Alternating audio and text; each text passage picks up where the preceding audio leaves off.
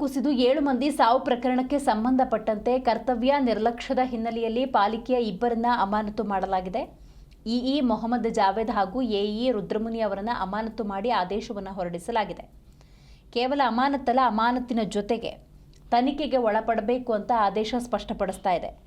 GBA ಆಡಳಿತ ವಿಭಾಗದ commissioner Ravindra ಅವರು ಈ ಆದೇಶವನ್ನು ಹೊರಡಿಸಿದ್ದಾರೆ.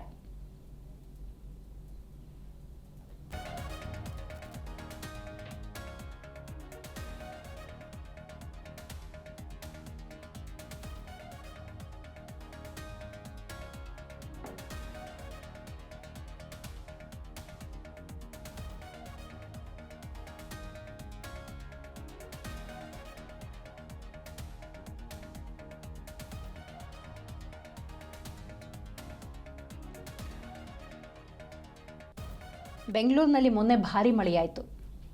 ಬೆಂಗಳೂರಿನಲ್ಲಿ ಒಂದು ಸಣ್ಣ ಮಳೆ ಬಂದರೂ ಕೂಡ ಅಸ್ತವ್ಯಸ್ತತೆ ಉಂಟಾಗುತ್ತೆ.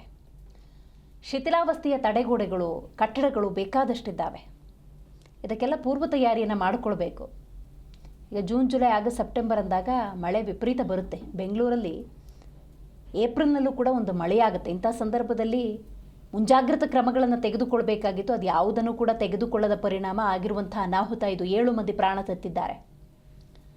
ಕರ್ತವ್ಯ ಲೋಪ ಇಲ್ಲಿ ಕಂಡು ಬಂದಿದೆ. ಅದಕ್ಕೆ ಸಂಬಂಧಪಟ್ಟಂತೆ ಜಿಬಿಎ ಆಡಳಿತ ವಿಭಾಗದ ಕಮಿಷನರ್ ರವೀಂದ್ರ ಅವರು ಆದೇಶವನ್ನು ಏನಂತ ಹೊರಡಿಸಿದ್ದಾರೆ ನೋಡೋದಾದರೆ, ಇಇ ಮೊಹಮ್ಮದ್ ಜಾವೇದ್, ಎಇ ರುದ್ರಮುನಿ ಅವರನ್ನು ಅಮಾನತು ಮಾಡಿ ಇಲಾಖೆ ತನಿಖೆಗೆ ಒಳಪಡಬೇಕು ಅಂತ ಆದೇಶವನ್ನು ಕೊಟ್ಟಿದ್ದಾರೆ.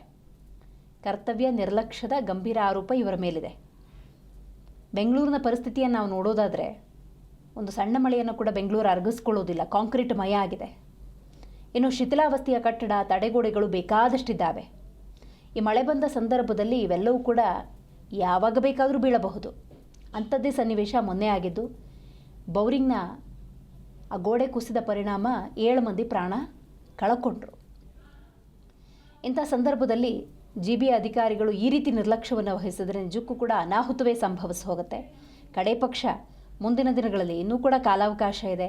ಮುಂಜಾಗ್ರತಾ ಕ್ರಮಗಳನ್ನು ಹೆಚ್ಚಿನ ರೀತಿಯಲ್ಲಿ ತೆಗೆದುಕೊಂಡ್ರೆ ಬೆಂಗಳೂರು ಜನರ ಪ್ರಾಣ ಉಳಿಸಬಹುದು.